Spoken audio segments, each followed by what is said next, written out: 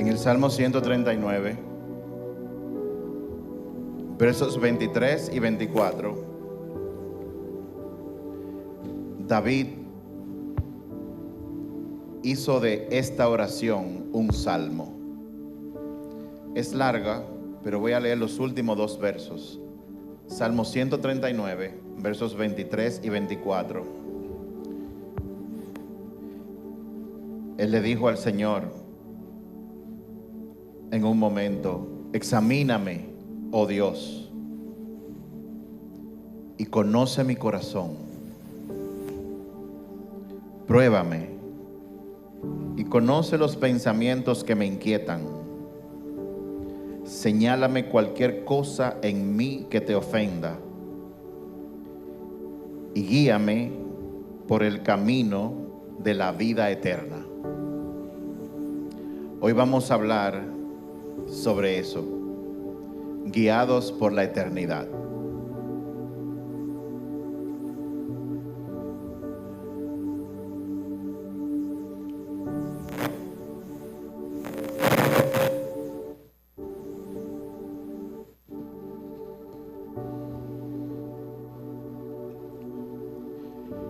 Dios tiene un plan con la humanidad, y dentro de ese gran plan, Él tiene un plan y una asignación con cada uno de nosotros. La pregunta es, dentro de ese gran plan y propósito que Él tiene, ¿estás tú consciente de cuál es tu asignación? Porque si una persona no conoce la asignación que tiene, entonces el día a día de su vida puede y va a desarrollar frutos que al final de la jornada no van a ser tomados en cuenta.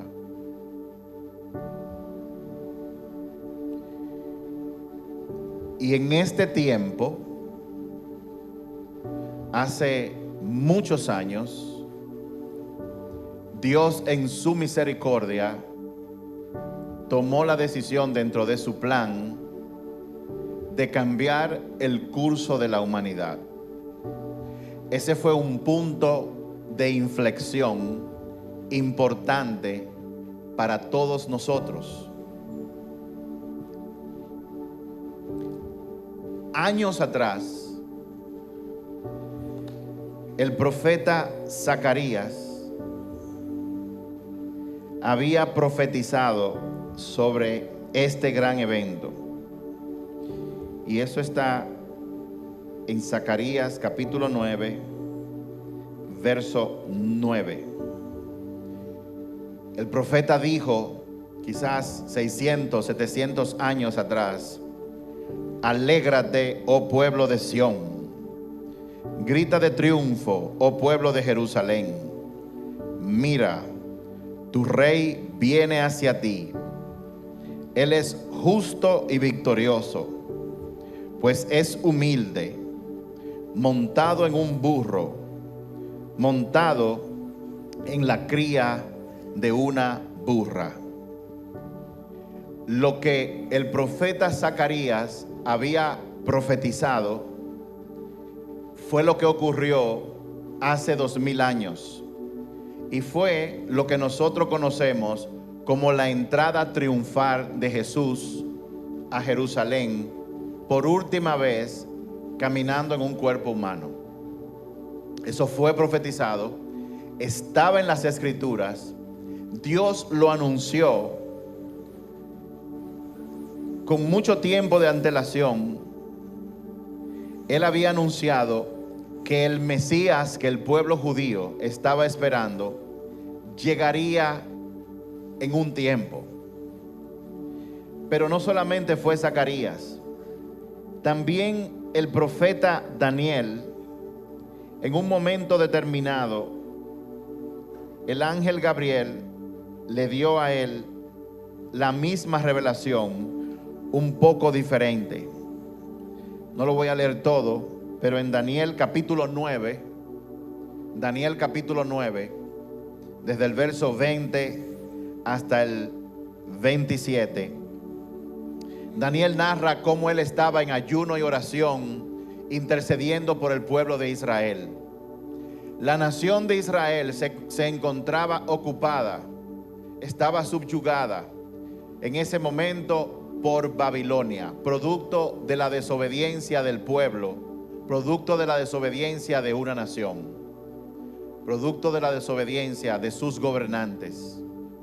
Dios les había advertido a ellos que si no se arrepentían, o sea, se apartaban de la adoración a ídolos en ese entonces y falsos dioses, Él los iba a soltar como lo hizo. Y en ese evento histórico, muchos del pueblo judío fueron matados y otros fueron exiliados. Y dentro de esos que fueron exiliados, hubo un grupo de jóvenes, entre ellos estaba Daniel. Daniel entra en escena aproximadamente cerca de unos 60 y tantos años, cuando el pueblo había sido conquistado por Babilonia. Él había leído los escritos y la profecía que decía que ese yugo iba a durar unos 70 años. Y él, orando y adorando, comenzó a orar y dice: yo seguí orando y confesando mi pecado y el pecado de mi pueblo, rogándole al Señor mi Dios por Jerusalén, su monte santo. Mientras oraba, Gabriel, a quien había visto en la visión anterior, se me acercó con rapidez a la hora del sacrificio vespertino. Él me explicó: Daniel, he venido hasta aquí para darte percepción y entendimiento. Cuando uno ora y le pide a Dios, Dios nos da percepción y entendimiento. Dijo: en cuanto comenzaste a orar, se dio una orden y ahora estoy aquí para decírtela, porque eres muy precioso para Dios. Presta mucha atención para que puedas entender el significado de la visión. Y luego él le dice que vendrá un periodo de 70 conjuntos de 7. 70 conjuntos de 7. Eso hace aproximadamente 490 y tantos años. Luego el ángel le dijo: después de este periodo de 72 conjuntos de 7, no son 70 sino 72 conjuntos de 7. Súmame ahí, Jason, 72 por 7, ¿cuánto da eso? Oh, José Gabriel, perdona, yo no veo. 504 años aproximadamente. Dice: después de este periodo, déjeme ver. Ahora escucha: pasarán 7 conjuntos de 7 más 72 conjuntos de 7, desde el momento en que se dé la orden de reconstruir a Jerusalén hasta que venga un gobernante, el ungido. Jerusalén será reconstruida con calles y fuertes defensas, a pesar de los tiempos peligrosos. Después de este periodo de 72 conjuntos de 7, matarán al ungido, sin que parezca haber logrado nada. Y surgirá un gobernante cuyos ejércitos destruirán la ciudad y el templo. Ahí Daniel está profetizando con fecha exacta, matemática, el momento hasta el detalle del día en que el Mesías iba a entrar en Jerusalén. El día exacto. Y también siguió profetizando que después lo matarían y que el mundo en ese tiempo y ahora pensaría como que él no había logrado nada. Pero luego habló de un segundo gobernante que vendría con mano de hierro contra la humanidad. Y dice: el gobernante firmará un tratado con el pueblo por un periodo de un conjunto de 7 años, pero al cumplirse la mitad de este tiempo, pondrá fin a los sacrificios y las ofrendas como punto culminante de todos sus terribles actos y colocará un objeto de sacrilegio. Está hablando y profetizando sobre el anticristo. Habló de Jesús, habló del anticristo, y todo eso, mis amados, fue profetizado. Fue o es la crónica de una muerte o de un evento anunciado. Lo más interesante de todo es que en la profecía de Daniel, como dije antes, había con exactitud, se había señalado el preciso día en que el ungido entraría a Jerusalén. Y no solamente eso, con el profeta Zacarías también se habló de cómo el ungido, el Mesías, iba a entrar en Jerusalén. Y habló de que iba a entrar montado en un burro. Luego, Mateo, en el capítulo 21, narra los hechos de cuando Jesús llegó a Jerusalén en el momento preciso. Mientras Jesús, Mateo 21, verso 1, mientras Jesús y los discípulos se acercaban a Jerusalén, llegaron a la ciudad de Bet-Jafé, en el monte de los olivos. Jesús mandó a 2 de ellos a que se adelantaran. Vayan a la aldea que está allí, les dijo.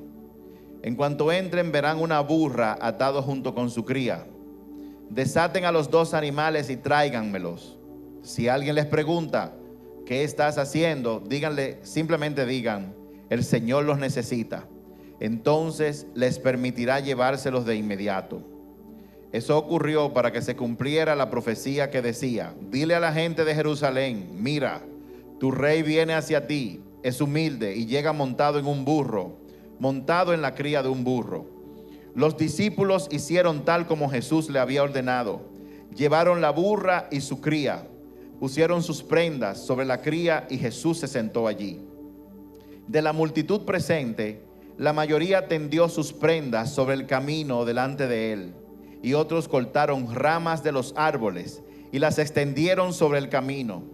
Jesús estaba en el centro de la procesión y toda la gente que lo rodeaba gritaba: alaben a Dios por el Hijo de David, bendito el que viene en el nombre del Señor, alaben a Dios en el cielo más alto. Otras versiones dicen que la palabra que se usó fue Hosanna, Hosanna.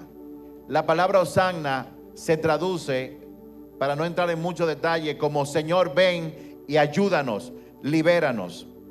Toda la ciudad de Jerusalén estaba alborotada a medida que Jesús entraba. ¿Quién es este?, preguntaban. Y la multitud contestaba: es Jesús, el profeta de Nazaret de Galilea.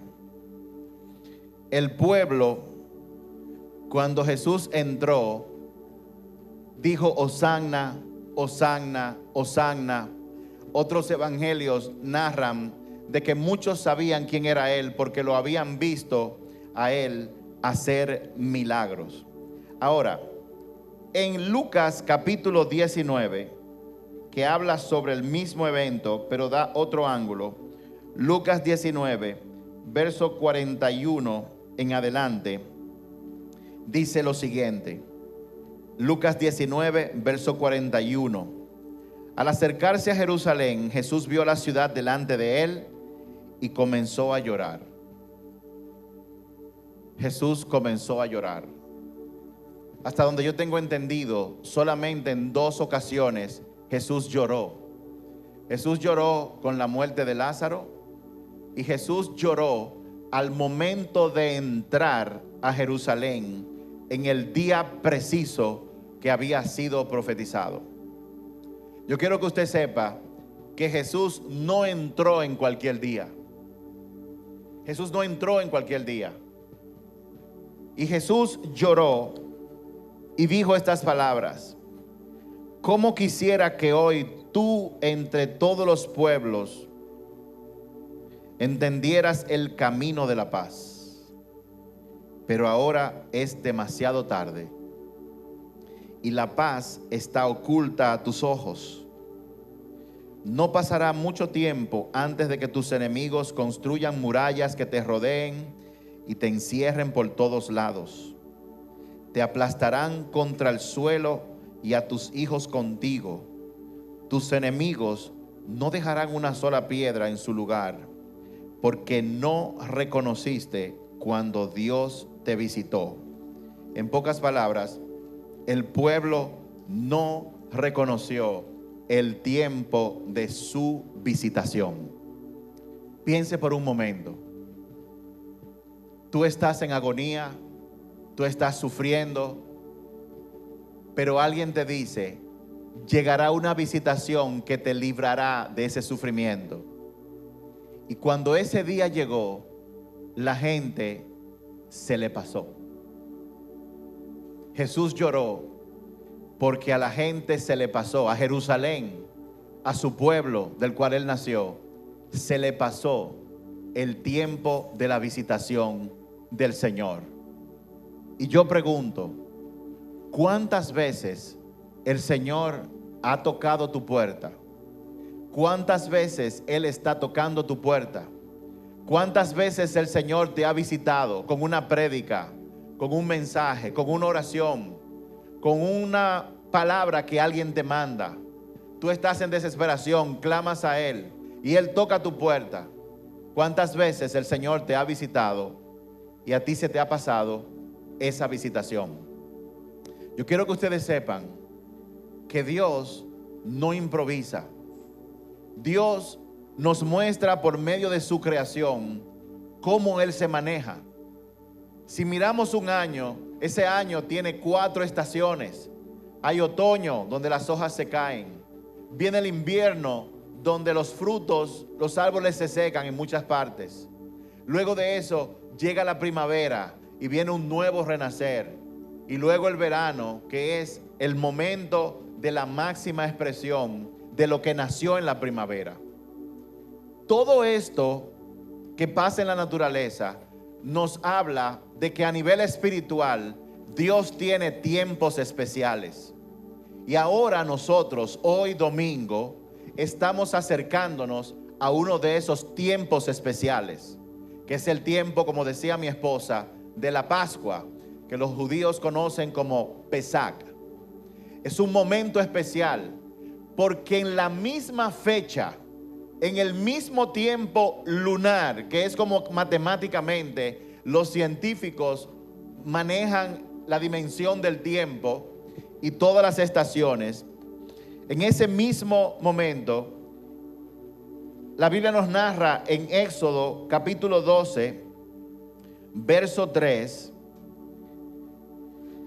dice: anuncié a toda la comunidad de Israel que el 10º día de este mes, cada familia deberá seleccionar un cordero o un cabrito para hacer un sacrificio, un animal por cada casa. Eso fue Moisés hablando. ¿Y a qué se refiere? Se refiere a que cuando José, el hijo de Jacob, fue vendido como esclavo y llegó a Egipto, Dios lo puso como gobernante. Él atrajo a su familia, que eran unas 75 y tantos de personas, y con el favor de Dios se establecieron en Egipto y ahí vivieron por 430 años. Tenían el favor del gobernante. Pero cuando ese gobernante murió, entonces vino otro faraón que esclavizó al pueblo de Israel por 400 y tantos años. El pueblo tuvo varias generaciones, más de 10 generaciones sufrieron la esclavitud de trabajo duro, como esclavos, sin derecho a nada, hasta que el clamor de ese pueblo pidió la salvación y Dios respondió mandando a Moisés. Es bueno que usted le ponga atención a todo esto, porque Dios habla más allá de lo que usted lee en la letra de la Biblia que usted probablemente tiene. Dios habla. El pueblo clamó para ser liberado y Dios respondió mandando a un hombre, a un ser humano llamado Moisés. Moisés hizo su trabajo. Moisés fue donde el faraón como Dios lo mandó. Y como el faraón no hizo caso, entonces Dios usó al faraón para mostrarle a él y a todo el mundo y a todos los seres en el universo de la creación que Él es Dios. ¿Y cómo Él lo hizo? Le mandó 10 plagas. Una plaga por cada uno de los falsos dioses que ellos adoraban. Cada plaga de la que habla la Biblia es un ataque, es una burla a cada uno de los falsos dioses que tenía el pueblo de Egipto. La última plaga que mandó fue la más contundente. Dios le dijo a Moisés: yo voy a enviar el ángel de la muerte y voy a matar al primogénito de cada familia en esta región. Y para que eso no ocurra en el caso de los israelitas, esto es lo que ustedes van a hacer: seleccionen un cabrito, uno por familia, sacrifíquenlo, tomen su sangre, que es el símbolo de que esa criatura fue sacrificada, y cojan una brocha o algo parecido, y con esa sangre pinten los linderes de las puertas de cada hogar. Si lo hacen, cuando el ángel de la muerte pase por la casa y vea la sangre sobre la puerta, él pasará de largo y no tocará a esa familia. Y saben una cosa, la selección la primera vez y las veces que el pueblo de Israel celebró la memoria de ese evento fue el día 10 del mes de Nisan. Al día de hoy caería como el día 6. Bueno, hace unos años se hizo unos cálculos y cayó el día 6 de abril.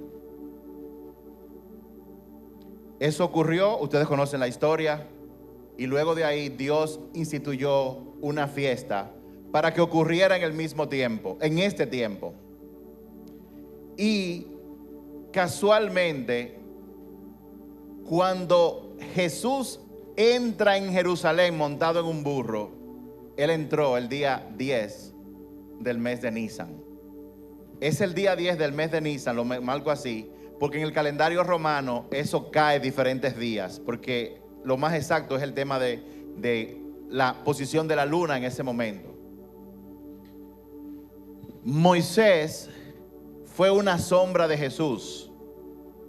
Egipto fue una sombra del mundo, de la bebedera, de los canes, de los TikTok, de los, ¿cómo se llaman? De los teteos que se hacen, que la gente dice que lo disfruta, pero no sabe que eso es una esclavitud. ¿Por qué?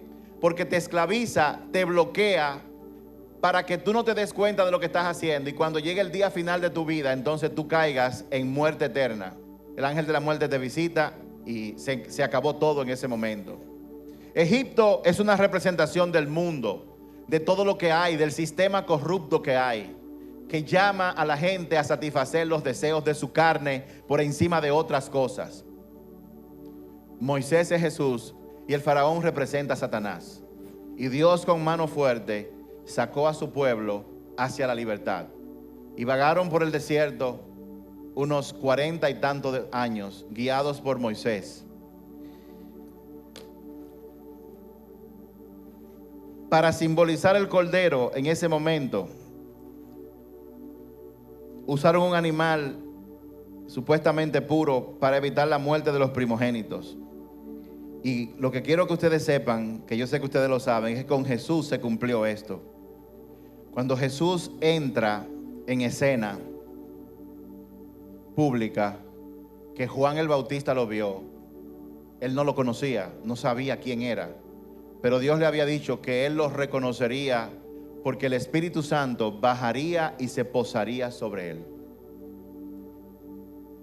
Y cuando él lo vio, Juan le dijo a los judíos que entendían de esto de la celebración de la Pascua que habían hecho por cientos de años: he ahí el Cordero de Dios que quita el pecado del mundo.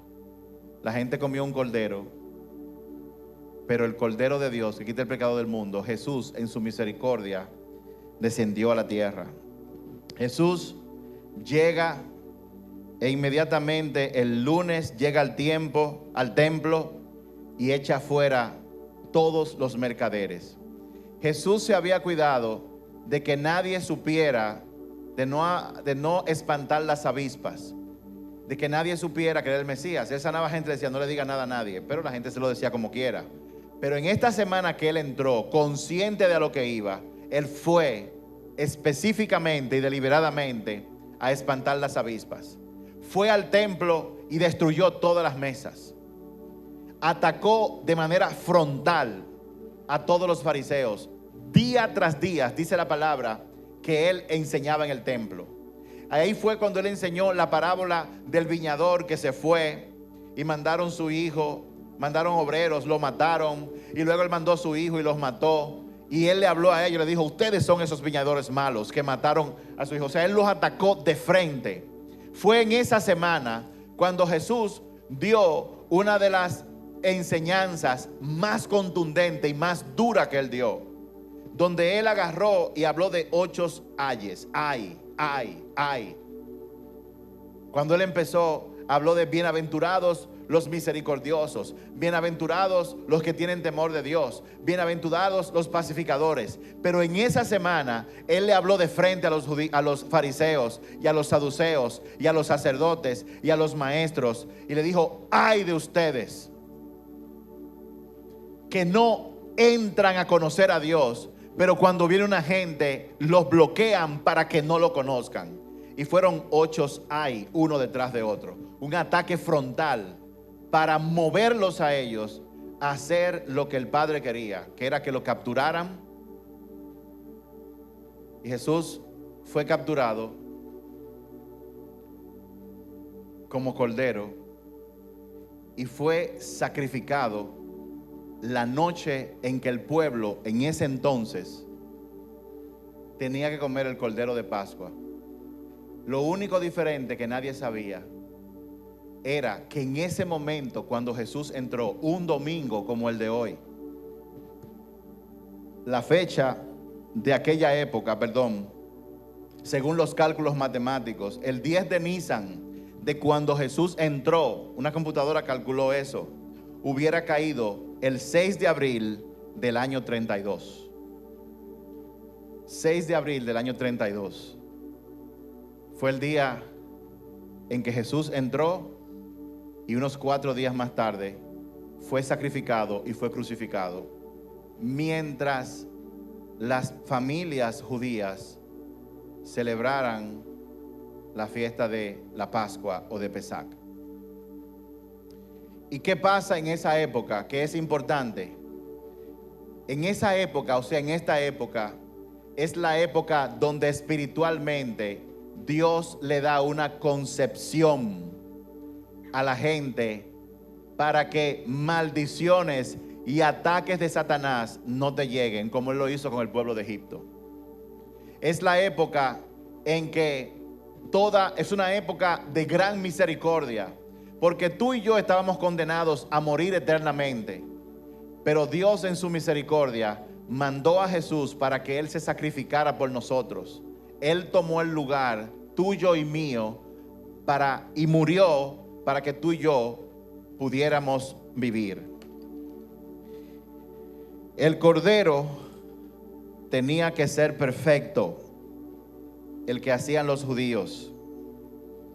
Pero en la Biblia, si usted la lee, en esa semana que él fue capturado, fue también el momento en que todos los fariseos lo cuestionaron y le hicieron preguntas sobre el matrimonio, sobre los impuestos. ¿Se acuerdan cuando él le dijeron: ¿es correcto pagar impuestos? O sea, es como tan maravilloso. El cordero animal que se seleccionaba tenía que ser perfecto, y los judíos, los fariseos, en esa semana fue cuando más lo atacaron y no encontraron ningún defecto en la respuesta que él dio. ¿Hay que pagar impuestos? Él dijo: claro que sí, al César lo de él y a Dios lo de Dios. Y el matrimonio, si una mujer se casa y se muere y viene el hermano y se casa, ¿de cuál va a ser mujer? Le dice: ustedes no entendieron lo que dijo Moisés. Y le dijo: esto es lo que hay. El cordero tenía que ser perfecto. Y Jesús fue y siempre será perfecto. ¿Por qué este tema? Porque estamos entrando en esa semana. Y en esta semana es como de preparación espiritual. Ya eso ocurrió hace mucho tiempo. Sin embargo, el tiempo lunar que estamos viviendo, hay como una dispensación especial de parte de Dios. Es un tiempo para reflexionar y permitir que el Espíritu Santo llene nuestro corazón de agradecimiento. No por la habichuela con dulce, no por la playa, sino porque esta época, hace 2000 y tantos años, en una época como la de ahora, el Señor hizo su acto de amor más grande y Jesús se sacrificó. Ahora, la pregunta es, en medio de todo esto, ¿qué es lo relevante? Lo relevante es lo siguiente: Dios mandó a Jesús con un propósito. Jesús vino a la tierra llena de pecadores con un propósito. Y ese propósito está expresado en Juan 3:17, que dice, y voy a parafrasear, que Jesús no vino a la tierra para condenar, sino para salvar por medio de él. Jesús vino a salvar lo que se había perdido. ¿Qué se había perdido? La humanidad se había perdido producto del pecado. Y Jesús vino a eso. Pero también vino para abrir la puerta para que todo aquel que en él creyera se convirtiera en un discípulo de él y por lo tanto en un hijo y una hija del Dios Altísimo. Él vino a eso. Y dentro de ese gran propósito de salvar a la humanidad, a cada uno de nosotros se nos ha dado una asignación. Yo quiero que tú sepas que si tú estás vivo, si tú estás viva, tú tienes una asignación y esa asignación no ha terminado. Porque el día que tú la cumplas, entonces tú vas a partir de este mundo.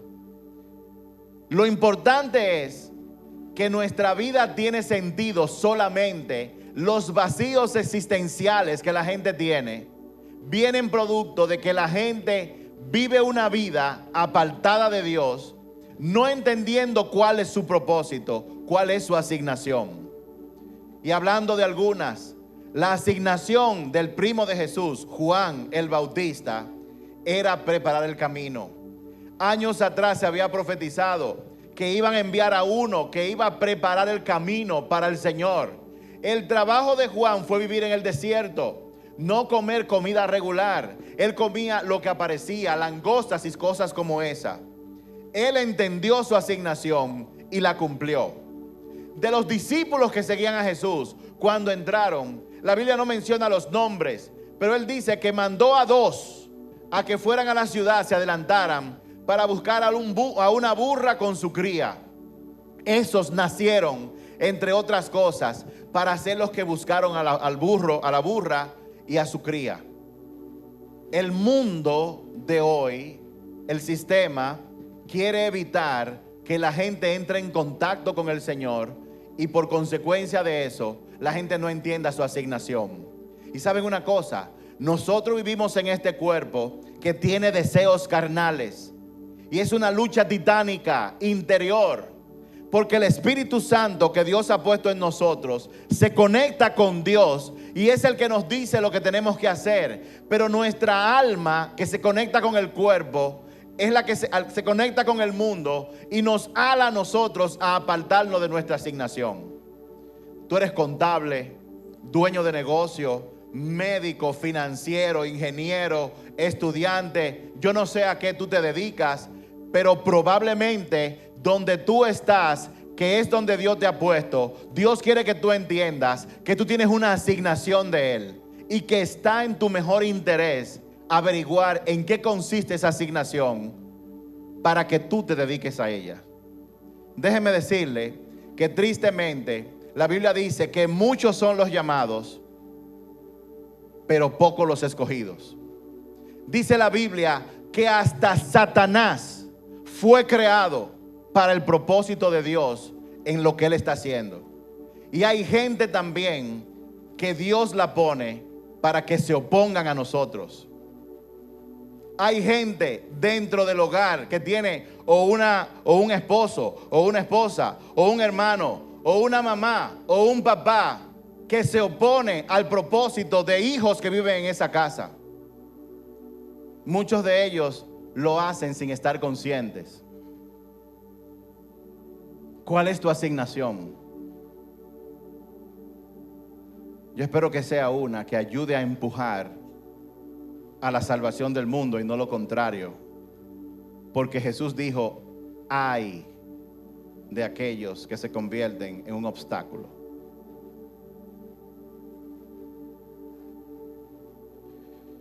Yo quise poner el video de los niños. ¿Saben por qué? Porque a medida que el tiempo avanza, el mundo, Satanás, va manifestando de manera directa su oscuridad. Por ejemplo, antes era con sutileza, que se metía en los pensamientos de la gente.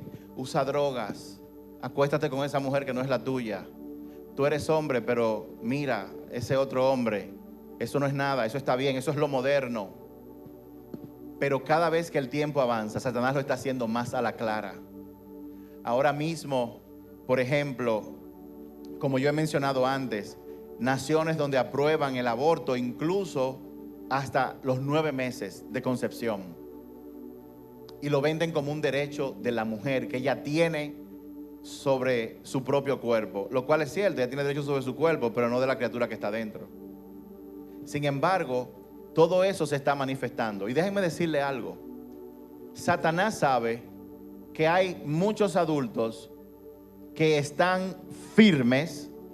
Saben los que no están firmes y está detrás de ellos, pero ¿saben detrás de quién anda ellos? De los niños y de nuestros jóvenes. ¿Tú tienes niños?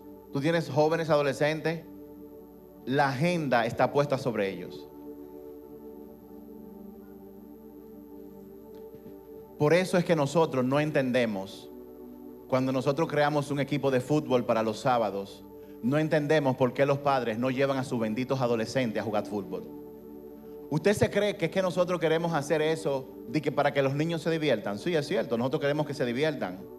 Pero 3 horas que ellos pasen en el campo de fútbol con jóvenes que están muy centrados en Jesús, son 3 horas que ellos no van a pasar en el internet, son 3 horas que no van a pasar en TikTok, son 3 horas que no van a estar pensando disparate.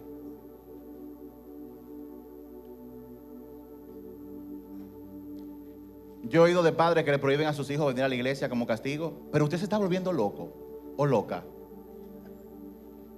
¿Pero y qué es lo que le pasa a usted? Si su hijo está rebelde, usted tiene que traerlo a la iglesia de castigo, no evitar que venga. Pero el diablo sabe. El diablo sabe porque tiene papá que cuando ven que el hijo está en eso, el diablo sabe y es oposición.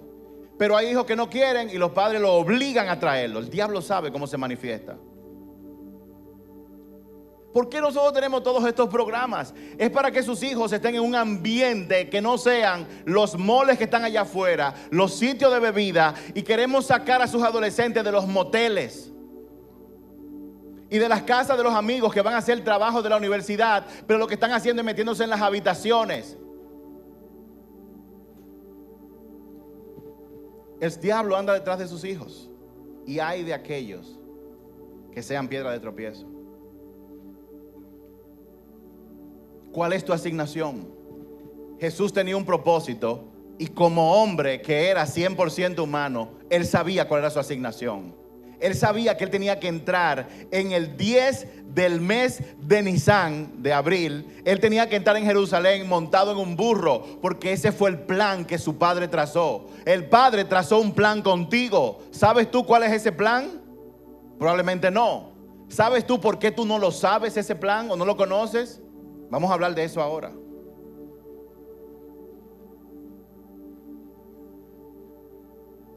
No se trata de hacer buenas acciones. No se trata de venir aquí y brincar y alabar al Señor. Eso está bien. Se trata de hacer aquello para lo cual Dios te puso una asignación. Y esa asignación tú tienes que cumplirla por encima de todo. ¿Sabes por qué? Porque el Señor te va a pedir cuentas. A todos los que estamos aquí nos va a pedir cuenta. Y hoy domingo, en Estados Unidos le dicen el Domingo de Ramos. Aquí también la Iglesia Católica le llama Domingo de Ramos. Es el día de la entrada triunfal de Jesús. ¿Por qué Él entró triunfal? Porque Satanás no lo vio venir. Satanás quiso matar a Jesús cuando estaba recién nacido, cuando hizo que el rey Herodes mandara a matar. Igual pasó con Moisés, mandaran a matar todos los niños. Satanás quería destruir a Moisés, intentó destruir a Jesús. Y aún así, que él escapó, le dijo: vete para Egipto, quédate allá. Se murió el hombre, regresa ahora. ¿Por qué José y María pudieron hacer todo eso? Porque eran guiados en base a la asignación que tenían por el Espíritu Santo de Dios. ¿Quién te guía a ti? ¿En base a qué tú tomas tus decisiones? ¿En base a qué tú tomas tus decisiones? ¿Quién te dijo a ti que tienes que casarte con ese muchacho porque tiene brazos lindos? ¿Quién te dijo a ti que tienes que casarte con esa muchacha? Tú tienes que casarte con, pedirle dirección a Dios para que Él te diga: aquí es que está el asunto. Y no hay una sola persona para todo el mundo. Quiero dejar eso claro. Pero ¿quién te dijo a ti que tú tienes que irte de viaje o mudarte para tal sitio? ¿Le preguntaste tú al Señor? ¿Cuál es tu asignación?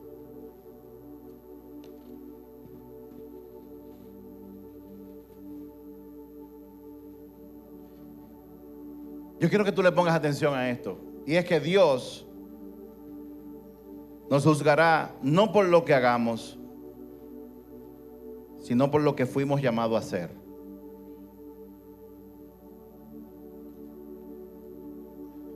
Hay un libro que yo leí hace unos años que se llama así mismo, Guiados por la Eternidad. Lo escribió John Bevere.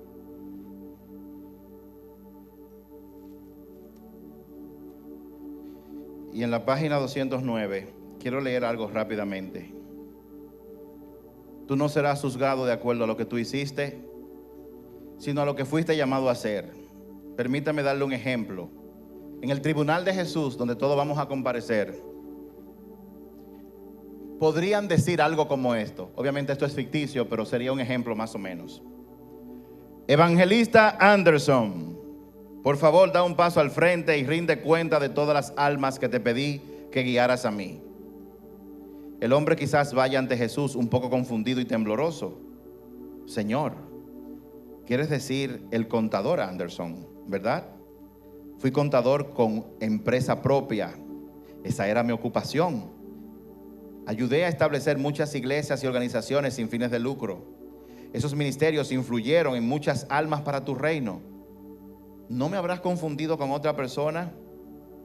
Y el maestro podría responder algo así como: no, te llamé antes de que nacieras para llamar a multitudes de Asia hacia mí. Rinde cuenta de dónde están. Si me hubieras obedecido, habría sido muy compensado por todo el fruto que hubiera sembrado para mi reino. Ahora, como resultado, tu obra será quemada, ya que no fue hecha en obediencia a mí. Otro ejemplo. Contador Jones, por favor, dé un paso adelante y rinde cuentas de lo que te mandé a hacer. El hombre quizás dé un paso hacia adelante, al frente, también un poco confundido y tembloroso, diciendo: Señor, ¿quieres decir el pastor Jones? Sí, yo era el pastor de una iglesia que tenía 250 miembros. Construí esa iglesia desde sus bases.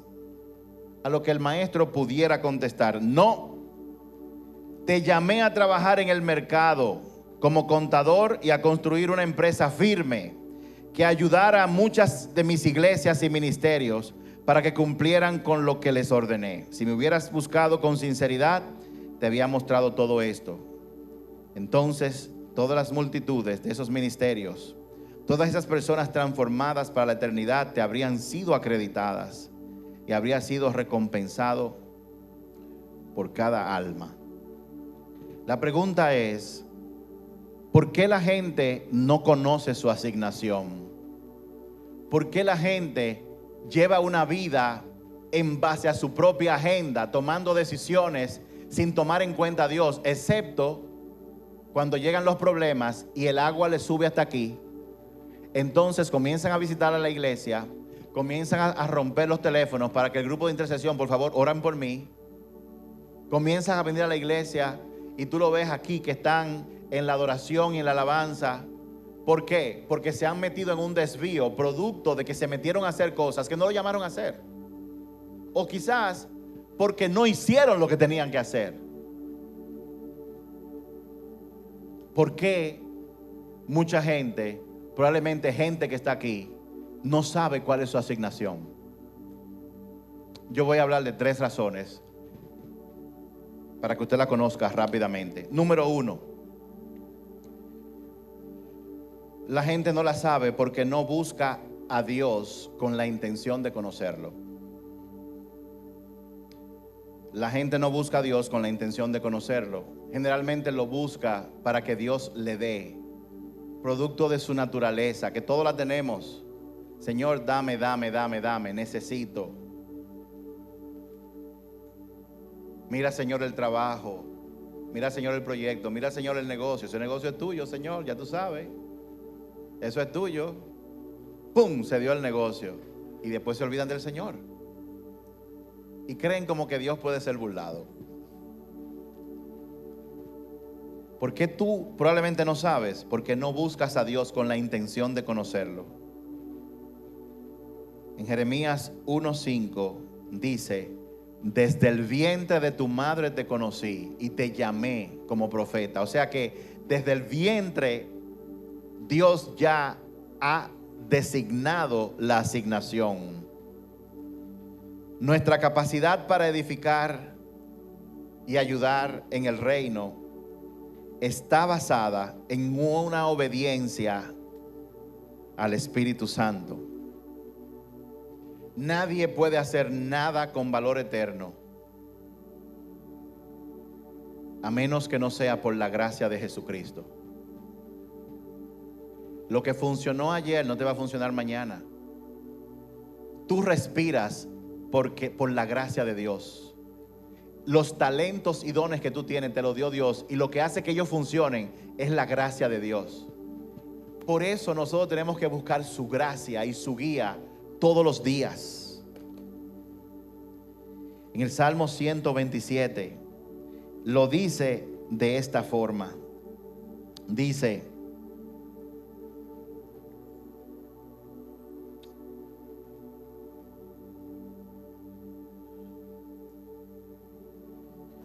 Salmo 127, verso 1. Si el Señor no construye la casa, el trabajo de los constructores es una pérdida de tiempo. Si el Señor no protege la ciudad, protegerla con guardias no sirve para nada. ¿Qué tú estás haciendo con tu vida en este tiempo? ¿Qué tú estás haciendo en tu trabajo? ¿Qué tú estás haciendo en tu negocio? ¿Qué tú estás haciendo como joven en el colegio, en el bachillerato? ¿Qué estás haciendo en la universidad? ¿Cuál es tu asignación? Dios te ha asignado cierta cantidad de almas que tienen que ser influenciadas de manera directa o indirecta. ¿Qué tú estás haciendo al respecto? ¿Tú sabes por qué mucha gente no lo sabe? Porque no tiene una relación con el Señor. No lo buscan para conocerlo.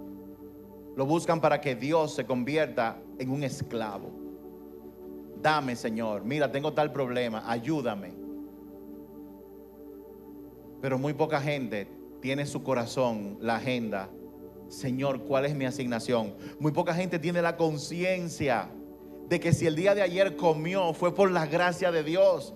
Porque si es así, cuando tienes esa conciencia, tú le vas a dar genuinamente gracias a Dios por los alimentos que pone ahí. Y cuando no haya carne y nada más haya arroz blanco, le vas a dar gracias porque hay personas que ni siquiera el arroz blanco lo tienen. Pero esa conciencia se logra buscando de manera intencional a Dios con la intención de conocerlo, de tener una relación con Él todos los días, hasta en Viernes Santo.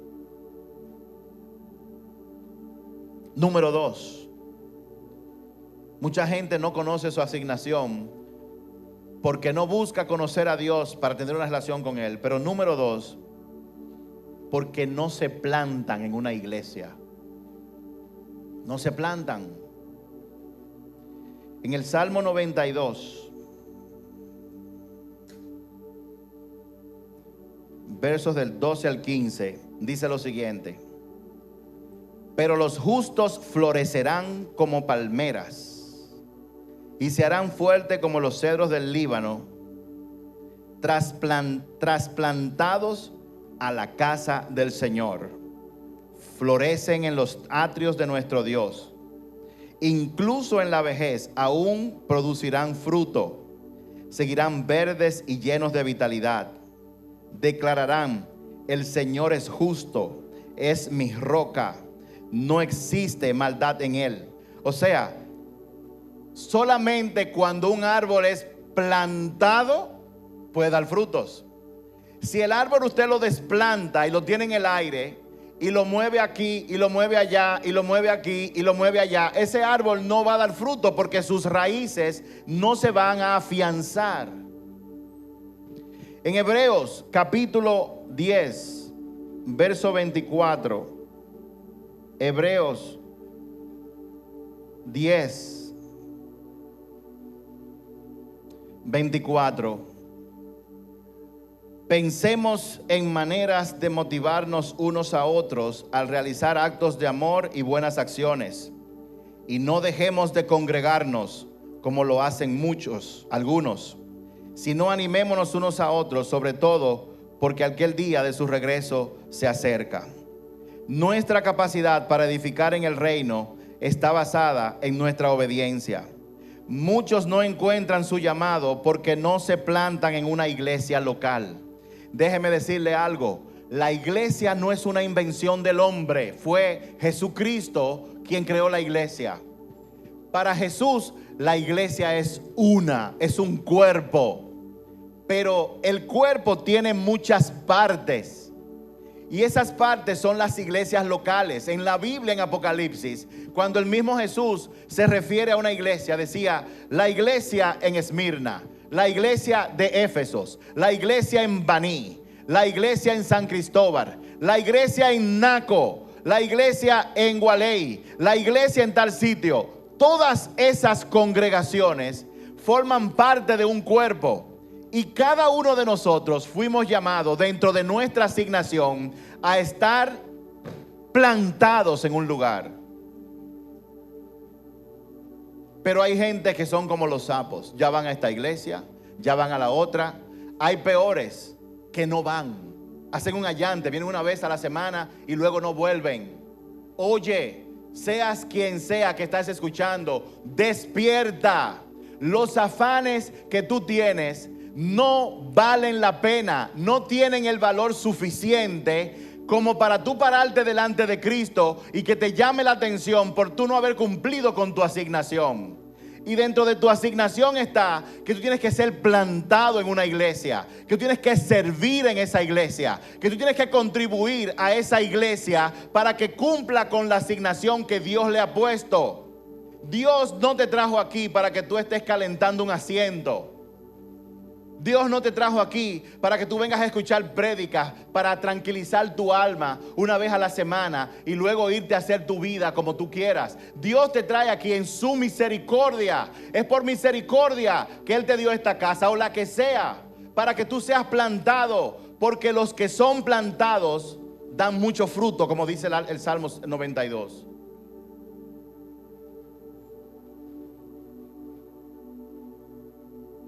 Hay gente que nunca han movido un alfiler en esta casa. Miren. ¿Y usted cree que soy yo que estoy embromando la patineta? Eso es lo que dice la palabra. El que está plantado contribuye. ¿Cuál es tu contribución? ¿Qué tú haces? ¿Cómo tú contribuyes? ¿A qué? A que se haga la obra. ¿Cuál es la obra? Salvar almas. Deja de estar visitando moteles, acostándote con gente que no son maridos tuyos o esposas tuyas. Deja de estar practicando el adulterio. Deja de la fornicación. Ya está con esta, te acostaste, la soltaste, te acostaste, suelta eso. El pecado va a ser tu perdición. Perdóneme por mi amabilidad.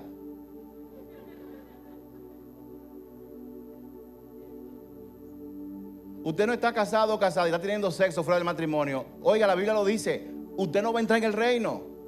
¿Y saben qué es lo bueno de todo esto? Que hasta eso está previsto. ¿Saben lo que dice la Biblia en Romanos 1:9? Que hay gente que conocieron a Dios, y estoy parafraseando, y no le dio la gana de hacerle caso a Dios. Siguen haciendo lo suyo. No me importa y no lo voy a hacer. Y que me vaya al infierno. Digo, eso no lo digo yo, Señor. Eso es citando a esa gente. Pero cuando llegue ese día, si tú estás aquí escuchando su voz, no endurezcas tu corazón. No endurezcas tu corazón. Tú estás aquí todavía por la misericordia de Dios. Él quiere que tú despiertes. Él quiere que tú pisotees tu espíritu de rebeldía contra Dios. Porque mira, no te creas que es contra mí el asunto. Ese espíritu de rebeldía contra Dios, Él quiere que tú lo pisotees. Písale la cabeza al diablo, haciendo lo que Dios te dice. Humíllate, reconoce lo pecador que tú eres. Apártate de ese pecado de inmoralidad sexual. Deja eso.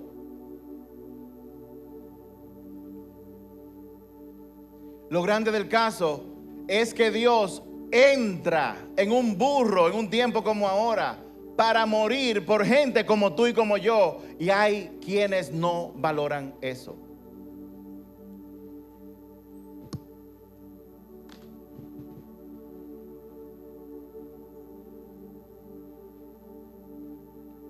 En Mateo 16:18 habla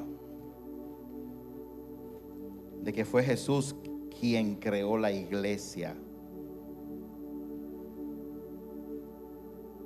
Ahora te digo que tú eres Pedro, y sobre esta roca edificaré mi iglesia, y el poder del Hades o de la muerte no la conquistará.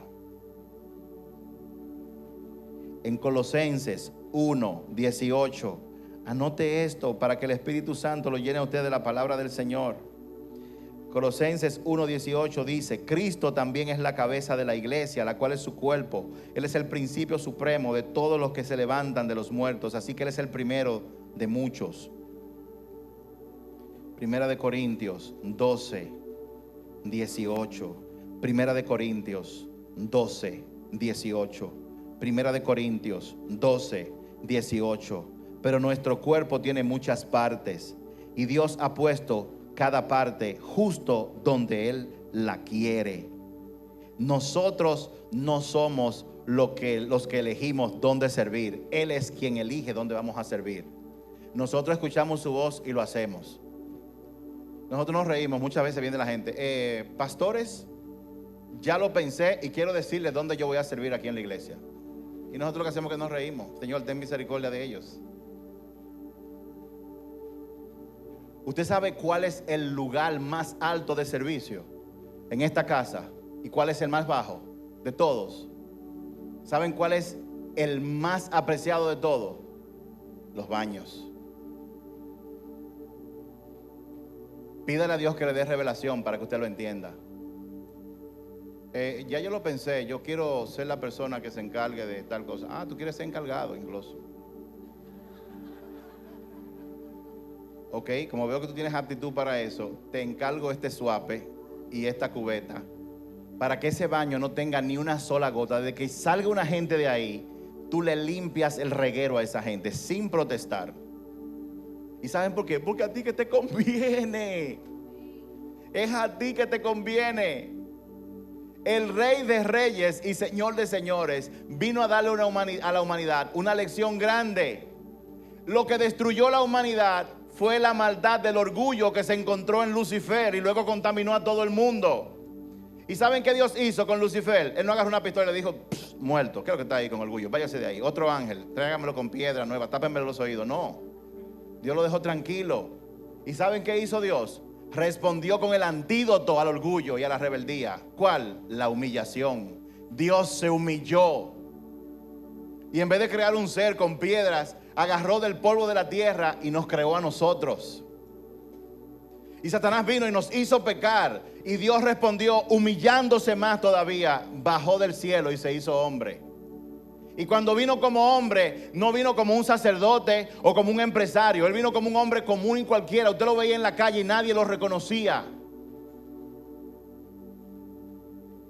Y murió como murimos nosotros. Y no murió con COVID o de que en su cama tranquilo. Él murió de la peor manera. Yo no sé qué dolía más, si las heridas, los latigazos y estar clavado en la cruz, o la traición de la gente que estaba alrededor de él, que lo traicionó y lo negó. Yo contaba ayer en una iglesia que cuando yo voy en mi casa y el dedo meñique del pie derecho choca con la pata de una mesa que me duele y mi esposa está ahí, yo hago ¡pum! Yo hago ¡ay! Ella me ve y de una vez viene y me abraza y me dice: ¡ay, mi amor! Y me pasa la mano, tranquilo, va a pasar, va a pasar. Jesús sufriendo no tenía una gente que le pasara la mano. Al contrario, se estaban burlando de él.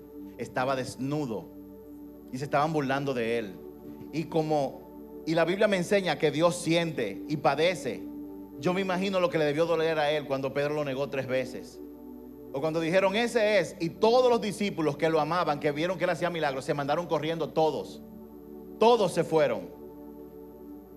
Y la gente fue a verlo morir y a burlarse. Y la gente que lo recibió: Hosanna, Hosanna, bendito el que viene en el nombre del Señor. 4 días más tarde estaban diciendo: crucifíquenlo y mátenlo.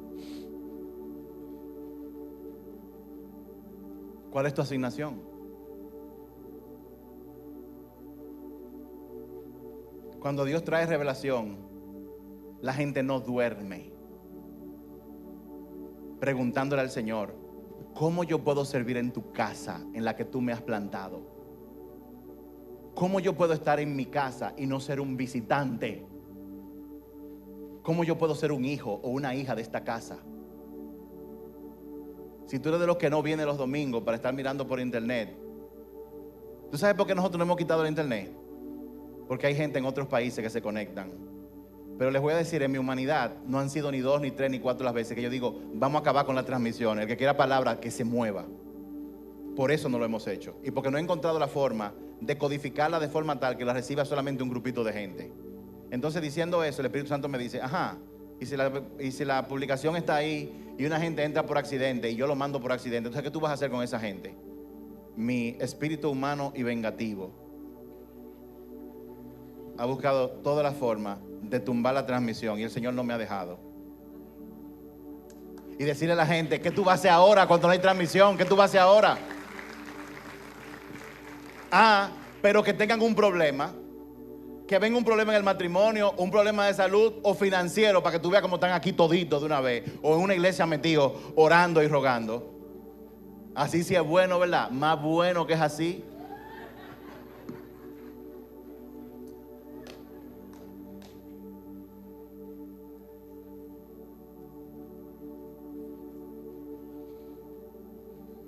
No, ya están perdonados hace rato.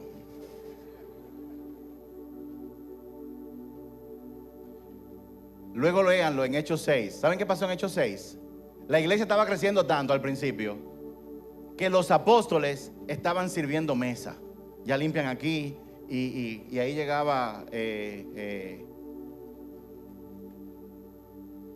Ramón y llegaba Luis, el marido de Mirza, a comer, y estaban ellos sirviéndole. Y tú quieres que te sirva un chisme de jugo. Y entonces ellos se dieron cuenta que ese día, por estar sirviendo mesa, no habían orado ni se habían preparado para predicar la palabra.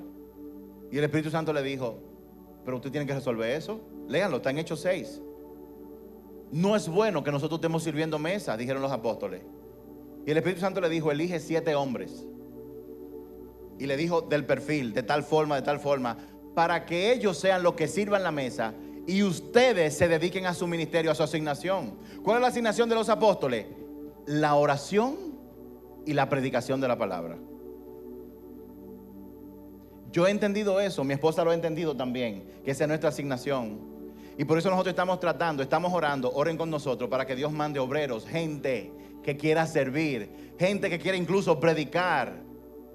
Pero no diga para que lo vean, sino que tenga ese llamado, gente para intercesión, gente incluso para que trabaje aquí con nosotros.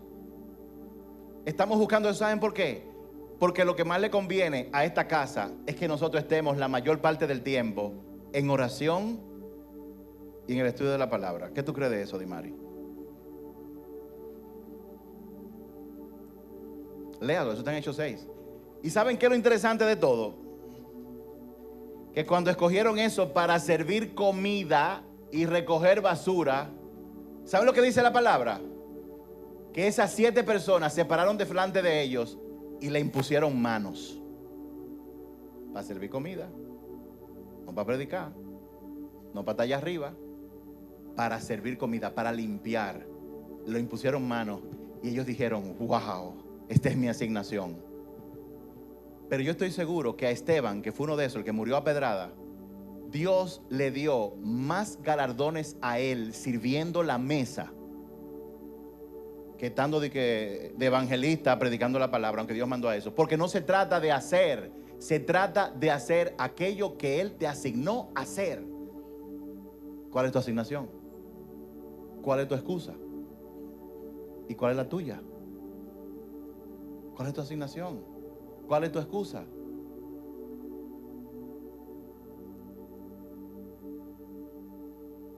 ¿Cuál es la tuya? Y tercero,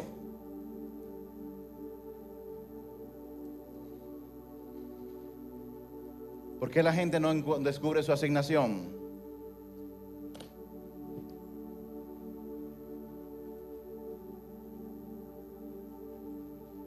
Porque no buscan a Dios para tener una relación con Él, porque no han sido plantados en una iglesia. Y tercero, porque están llenos de peso y de cargas y de cosas. Miren, yo voy a ser bien claro y directo. La Biblia habla que tú tienes que coger un día de la semana para usted descansar y dedicárselo al Señor. Pero hay gente que no hace eso. Hay gente que se faja a trabajar los domingos. Y yo les digo a ustedes, ¿quién tiene la sabiduría? ¿Nosotros o Dios? Él dijo: descansa para demostrarle a tu alma que no depende de lo que tú trabajas y de las horas que tú pongas, sino depende de mí. Descansa aún en el día que puede ser más productivo para ti. Descansa, no muevas un dedo. Aquí no se va a trabajar.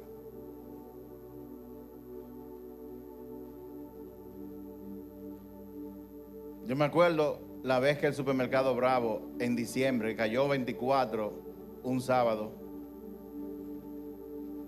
Y yo decía: wow, le cayó sábado. Perdón, le cayó domingo. El 24 fue domingo, porque ellos descansan el domingo. El día de más dinero. Una empresa que se le quemó un almacén y perdieron 1,000 millones de pesos. Que debería estar, miren, con el cuchillo en la boca buscando el peso para recuperarse. Y ellos dijeron: no vamos a abrir el domingo. Lo que vamos a hacer es que vamos a abrir hasta la tanta de la madrugada el sábado. El que quiera que compre, pero ese día es del Señor. ¿Y saben qué? Dios los ha bendecido.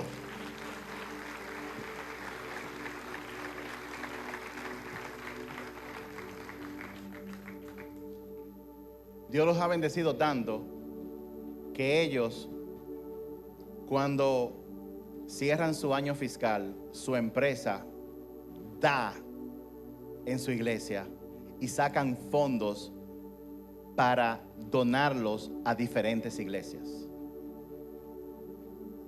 ¿Cuántos de ustedes les gustaría pagar de impuestos mensuales 25 millones de pesos? En impuestos mensuales. En impuestos mensuales. ¿Quiénes no quisieran pagar 25 millones? Levanta la mano, de impuestos mensuales. Levántala, no te quede así como que, levántala. Una cosa o la otra. Una gente que me dice: y pagar tantos impuestos, pero barbarazos, y tú pagas muchos impuestos porque tú estás ganando mucho cuarto.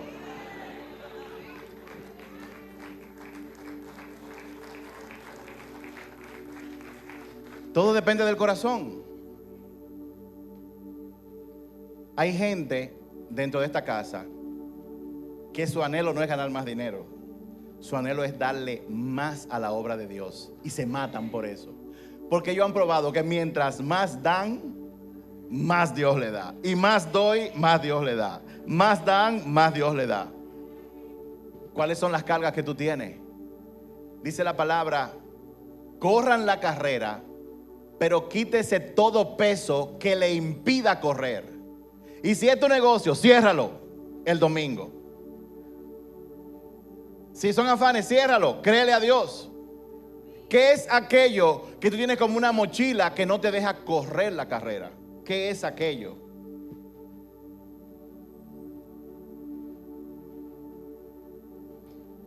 La gente cambió en solo 4 días.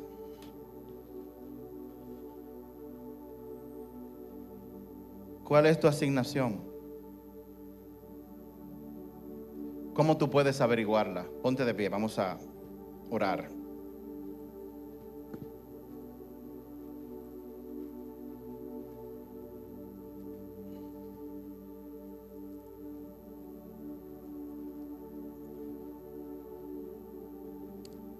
Cierra tus ojos por un instante.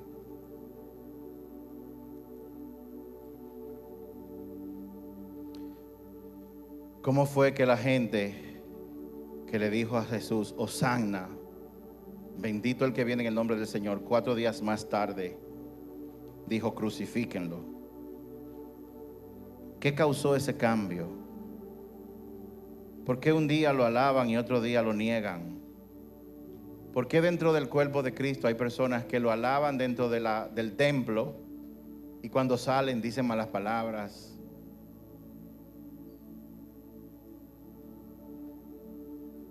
Lo maldicen con sus acciones el resto de la semana. ¿Por qué? Dice la Biblia que esas personas tienen su lealtad dividida entre Dios y el mundo.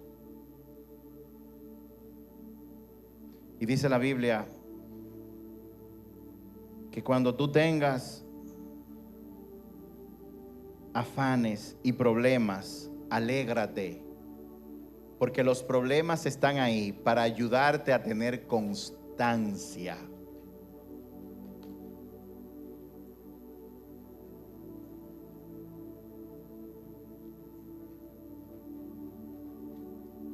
A todos los suyos Dios le comisionó y le dio una asignación. ¿Cuál es la tuya? El secreto de esta vida es dedicarla a averiguar todos los días cuál es la asignación.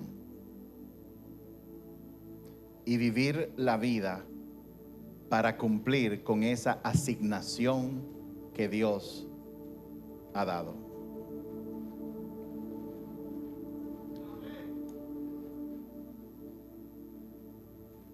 Aquí hay una persona que recibió la asignación de financiar esta obra con todo lo que su empresa produce. Esa es su asignación. Por lo menos él entendió así. Y eso es lo que él y su familia hacen. Y Dios los ha bendecido y los va a seguir bendiciendo.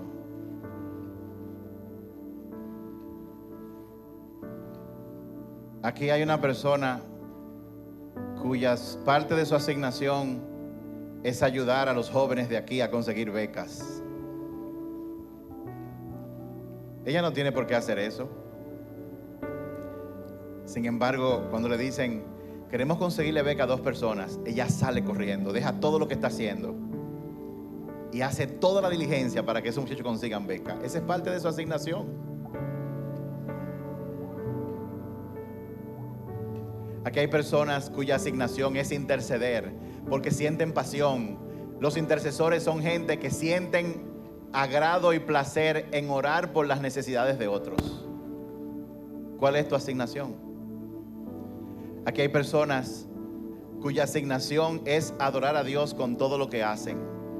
A veces lo hacen programando, a veces lo hacen tocando el piano, a veces lo hacen cantando, a veces brincando. ¿Cuál es tu asignación? Hay personas que tienen la asignación de ser esposa, de ser mamá y de ser líder de adoración de los jóvenes y de criar hijos. Y adoran al Señor y lo hacen muy bien. Hay otras personas que Dios les dio la asignación de ser talentoso en los deportes y le ha dado un corazón de pastor y no duerme pensando en los problemas de los demás. Esa es su asignación. Y llegado el momento, Dios lo va a poner en su lugar. Hay otros que son asignados a adorar al Señor y a fijarse en los detalles gloriosos y hermosos de la vida que nadie ve. Y su trabajo es absorber esos detalles gloriosos y milagrosos del Señor y compartirlo con otros a través de su comportamiento y su personalidad, y llevar alegría a todos los sitios.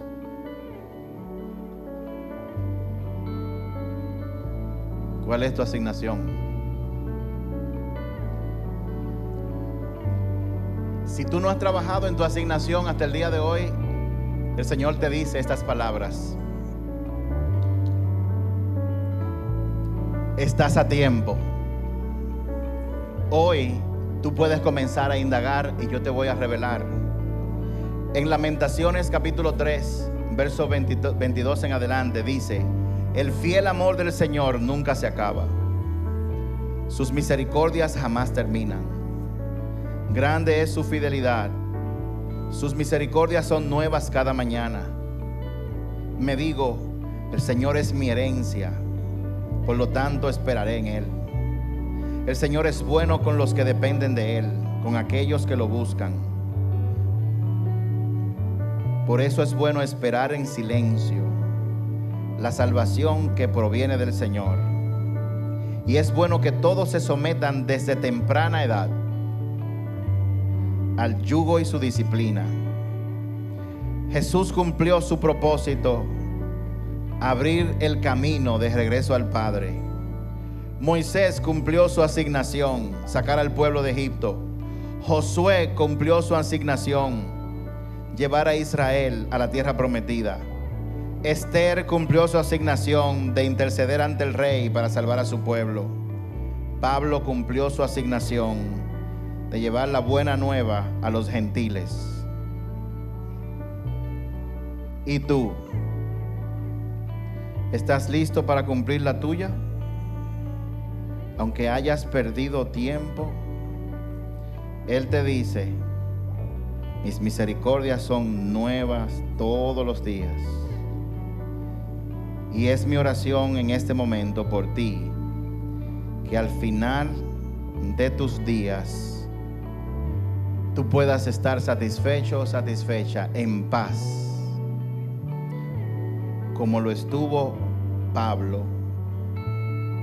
que dijo: en cuanto a mí, mi vida ya fue derramada como una ofrenda a Dios. Eso es lo que Él quiere, que tú ofrendes tu vida a Él. Él te la dio, y con todo lo que tú tienes, que tú seas una ofrenda viva.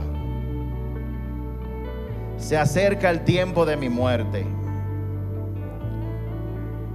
He peleado la buena batalla. He terminado la carrera y he guardado la fe. Ahora me espera el premio, la corona de justicia que el Señor, el juez justo, me dará el día de su regreso. Y el premio no solo para mí, sino para todo aquel que haga su voluntad.